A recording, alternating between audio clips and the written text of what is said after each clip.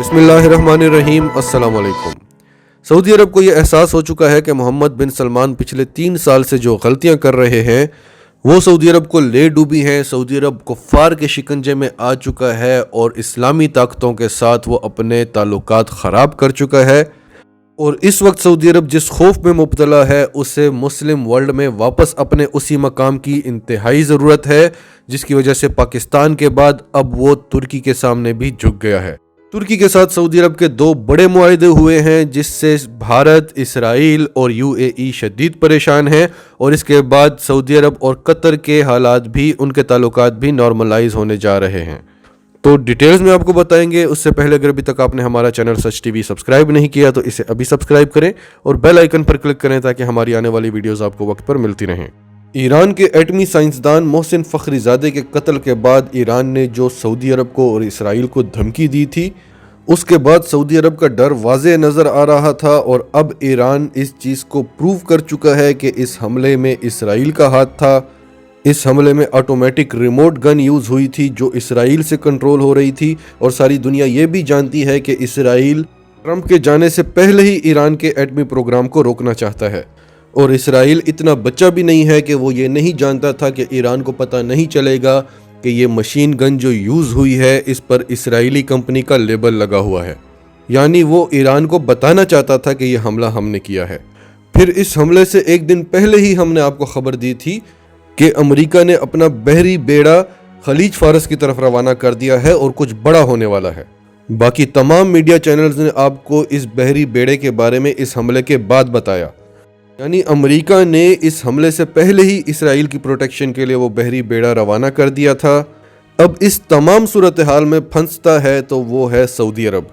जो ताकतवर और लड़ने वाले मुस्लिम ममालिक हैं, तुर्की और पाकिस्तान, इन दोनों ममालिक से सऊदी अरब पहले ही ताल्लुकात ख़राब कर चुका है।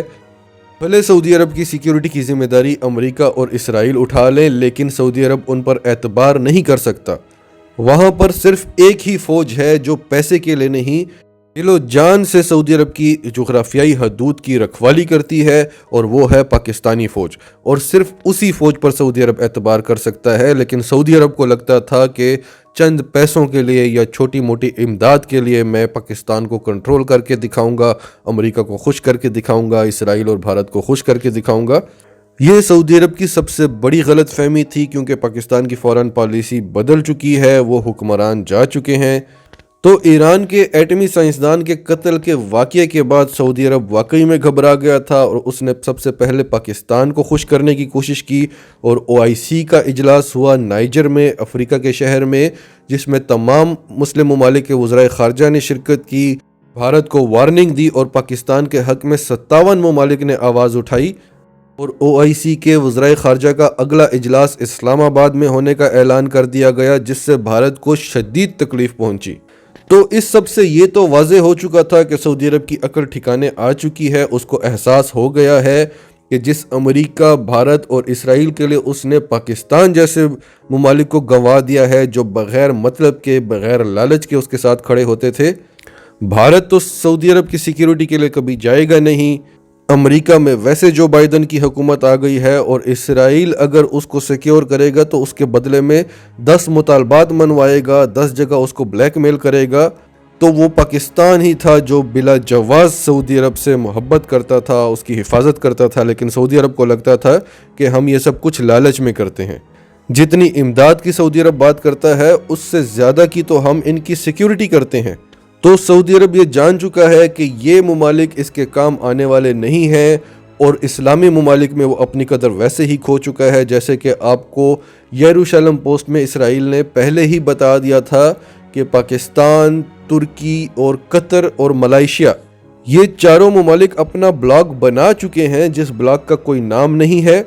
आप उसको OIC 2 कह लें या कुछ भी कह लें, लेकिन ये ब्लॉक एग्जिस्ट करता है, और इसमें 4 बड़े ताकतवर ममालिक हैं, पाकिस्तान, तुर्की, मलेशिया और कतर। एक तरफ पूरे का पूरा OIC उतनी अहमियत नहीं रखता जितना ये 4 ममालिक रखते हैं, और ये इस वक्त आपस में एक हो चुके हैं और बिल्कुल एक ब्लॉक की तरह ही एग्जिस्ट कर रहे हैं। तो अब सऊदी अरब इन ममालिक को भी अपने साथ वापस मिलाने की कोशिशें कर रहा है।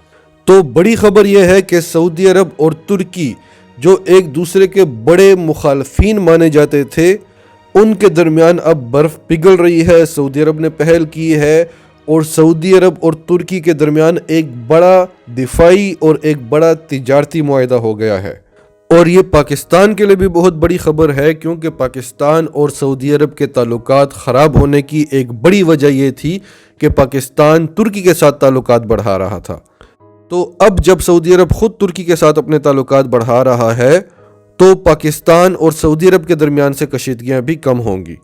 سعودی عرب کو یہ احساس ہو چکا ہے کہ محمد بن سلمان نے پچھلے 3 سالوں میں بڑی غلطیاں کی ہیں۔ UAE کے کہنے پر اس نے قطر سے دشمنی مول لی ہے، اس نے پاکستان سے دشمنی مول لی ہے، اس نے ترکی سے دشمنی مول لی ہے، اور وہ اپنا مقام کھو کر ایک ایسے گروپ میں آ گیا ہے جس میں امریکہ ہے، جس میں اسرائیل ہے، جس میں UAE ہے، جس میں انڈیا ہے۔ یہاں تک کہ انٹرنیشنل میڈیا نتن یاہو، محمد بن سلمان اور مائک پومپیو کو 3 مین گینگ کہنے لگا۔ ہم نہیں کہہ رہے، انٹرنیشنل میڈیا کہنے لگا۔ سعودی عرب کو لگتا تھا کہ اس کے ساتھ بڑے بڑے ممالک ہیں تو وہ ترکی کو دبا لے گا، وہ پاکستان کو جھکنے پر مجبور کرے گا، وہ قطر کو جھکنے پر مجبور کرے گا، لیکن ایک بھی نہیں جھکا اور وہ بڑے بڑے ممالک بھی اس کے کام نہیں آئے۔ ابھی اس وقت ڈونلڈ ٹرمپ کے داماد کشنر سعودی عرب اور قطر کے دورے پر ہیں، کیونکہ امریکہ چاہتا ہے کہ سعودی عرب بھی ان کا اتحادی ہے اور قطر بھی ان کا بہت بڑا اتحادی ہے، تو دونوں ممالک کے جو تعلقات ہیں وہ آپس میں نارمل ہو جائیں۔ ابھی حال ہی میں سعودی عرب نے ترکی کی مصنوعات پر بھی پابندیاں لگائی تھی، جس سے ترکی کو بڑا نقصان ہوا تھا، اور محمد بن سلمان کو لگتا تھا کہ اس طرح کر کے وہ ترکی کو بھی اپنے سامنے جھکائے گا، لیکن ترکی بھی نہیں جھکا۔ حالانکہ ترکی کو کافی سارا نقصان ہوا، 15% ان کی ایکسپورٹس میں کمی آئی، ان کے زر مبادلہ کے ذخائر میں کمی آئی، لیکن وہ اپنے سٹینس پر ڈٹا رہا۔ اس کے بعد سعودی فرمانروا سلمان بن عبدالعزیز نے خود ترکی کے صدر طیب اردگان کو کال کی اور ان کو دعوت دی تاکہ تعلقات کو نارملائز کیا جا سکے۔ ابھی سعودی عرب اور ترکی کے درمیان ایک معاہدہ ہوا ہے جس کے تحت سعودی عرب کی بڑی آئل کمپنی ارامکو ترکی کے ایک پلانٹ میں انویسٹ کرے گی، اور اس کے بدلے میں سعودی عرب اپنی دفاعی صلاحیت کو بڑھانے کے لیے ترکی سے بیرکتر TB2 ڈرونز خریدے گا، جو انتہائی جدید ڈرونز ہیں اور دنیا میں اپنا لوہا منوا چکے ہیں۔ یہ ڈرونز ترکی کے ڈیزائن کردہ ہیں، اور ان کا جب پہلی بار تجربہ ہوا تھا 2018 میں تو انہوں نے مسلسل 24 گھنٹے تک پرواز کی تھی، اور اس پرواز میں یہ 18,000 سے لے کر 27,000 فٹ کی بلندی پر اڑتے رہے۔ یہ ڈرونز ہیوی ایکسپلوزیو کو کیری کرنے کی صلاحیت رکھتے ہیں، اور ان کا جو نشانہ ہے، ان کا جو ٹارگٹ ہے، اس کی ایکیوریسی بہت ہی زبردست ہے۔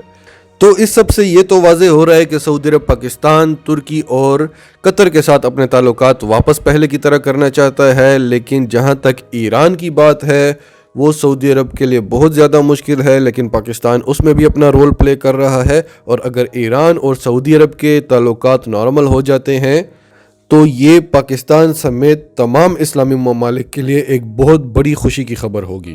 ناظرین، آپ کا اس سب کے بارے میں کیا کہنا ہے؟ کمنٹس میں اپنی رائے کا اظہار کرتے رہیں، اور اگر آپ ہمارے چینل پر نئے ہیں تو ابھی سچ ٹی وی کو سبسکرائب کریں، سچ ٹی وی فیملی کا حصہ بنیں، اور ہماری ویڈیوز پسند آئیں تو انہیں لائک کریں، شیئر کریں، تاکہ زیادہ سے زیادہ پاکستانیوں تک یہ میسیجز پہنچ